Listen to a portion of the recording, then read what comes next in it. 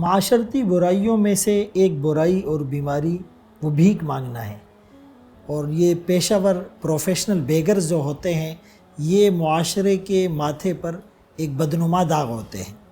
بھیک مانگنا کہیں پر بھی ہو ناپسندیدہ عمل ہے۔ حدیث پاک میں اسی لیے فرمایا الید العلیٰ خیر من الید السفلیٰ، اوپر والا ہاتھ نیچے والے ہاتھ سے بہتر ہے۔ بلکہ قرآن کریم نے تو کہا کہ جو بہت زیادہ عفت اور پاک دامنی کے ساتھ اپنی سفید پوشی کا بھرم رکھتا ہے اور بھیک نہیں مانگتا، ان لوگوں کو اپریشیٹ کیا گیا۔ فرمایا ان کے چہروں سے تمہیں ان کا فقر اور غربت اور مجبوری نظر آئے گی، اور ان لوگوں کو دیا جائے لا یسألون الناس الحافا، جو لوگوں سے لپٹ کر چمٹ کر ان کے پیچھے نہیں لگ جاتے، ان سے مانگتے نہیں ہیں، ایسے لوگوں کو دیا جائے۔ لیکن یہ بھیک مانگنا اللہ کے گھر میں، مسجد میں، یہ تو بہت برا ہے، جہاں ساری دنیا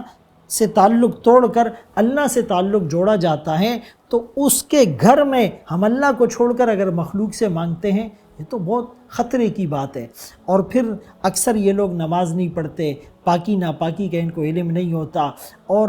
بس یہ کروڑ پتی بن جاتے ہیں۔ لیکن ایسے لوگوں کو دینے سے ہم اس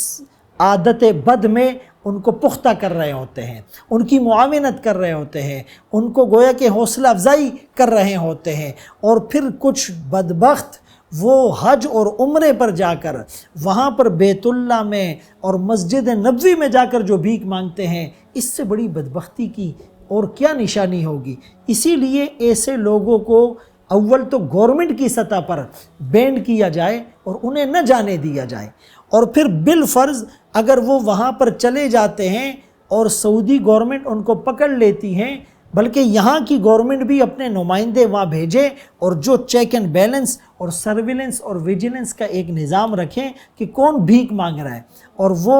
کس طرح اپنے ملک کو بدنام کر رہا ہے، اپنی قوم کے امیج کو خراب کر رہا ہے، اور اسلام کو وہ انتہائی نقصان پہنچا رہا ہے، اور ان کی وجہ سے بہت سے لوگوں کو شک کی نگاہ سے دیکھا جاتا ہے۔ اور جو حج پالیسی یا عمرے کی جو پالیسی ہے اس میں سختیاں ہوتی ہیں، تو ایسے لوگوں کو تو نشان عبرت بنایا جائے، اور یہاں سے ان کی کاؤنسلنگ اور ان کی تربیت کا ایک نظم ہو کہ بھائی وہاں پر ہم اس نیت سے بالکل نہ جائے۔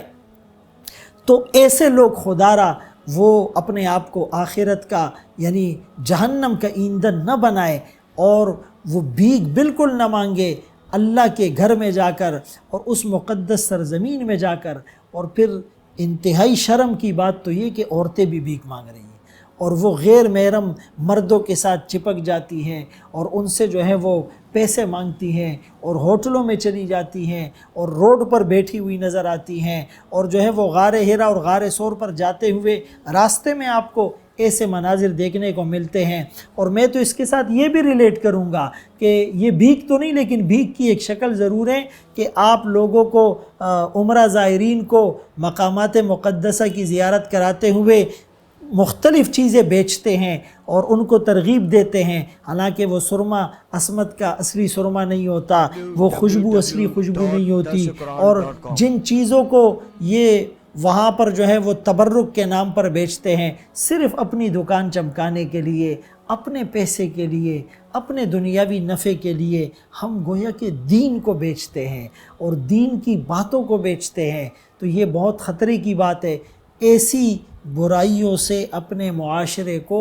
پاک کرنے کے لیے سنجیدہ اقدامات کی ضرورت ہے۔ ایک سرویلنس اور ویجیلنس کا نظام قائم ہو۔ اب رمضان المبارک جو قریب آئے گا تو ان کے گروہ ایکٹیویٹ ہو جائیں گے، اور باقاعدہ چوک چوراہے اور سگنلز اور پبلک مقامات وہ بکتے ہیں، اس کا ٹھیکہ لگتا ہے، اور بڑی بڑی مافیاز اور بڑی بڑی مچھلیاں اس میں انوالو ہوتی ہیں، اور یہ کروڑوں نہیں اربوں روپے کا دھندہ ہوتا ہے، اور یہ گورنمنٹ کی ناک کے نیچے ہو رہا ہے، اور یہ گورنمنٹ کی گویا کی سرپرستی میں ہو رہا ہے۔ تو ہمارے ملک میں جہاں بھی اس طرح وہ عام ہو جائے، اور لوگوں کو وہ آپ اس طرح کی ترغیب دے کہ جی وہ محنت نہیں کرنی، مزدوری نہیں کرنی، اور ہاتھ سے نہیں کمانا، اور وہ آپ نے مشقت برداشت نہیں کرنی ہے، آپ نے پوری قوم کو بھکاری بنا دیا ہے۔ اس سے بھی اللہ تعالی ہمارے ملک کو، ہماری قوم کو محفوظ فرمائے۔